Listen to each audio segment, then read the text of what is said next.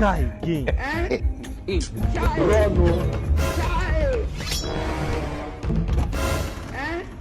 Nigeria is not for the carnage. Nigeria is not for the Ẹ káàbọ̀. Yes, sir. Ẹ̀yin náà là ń dúró dè. Sir? Ẹ̀yin náà là ń dúró dè.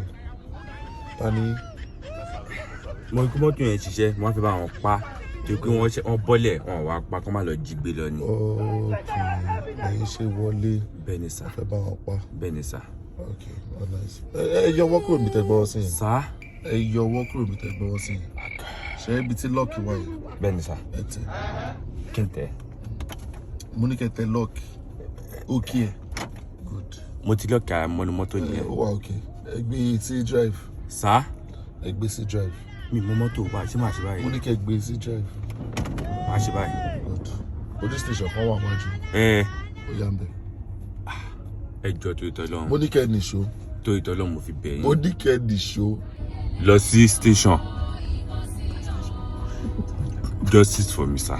Justice for me, sir. Na station lọ́gọ́lọ́ report that I go gba 2 portion of rice. Ọwọ́ pálábá mi ségi.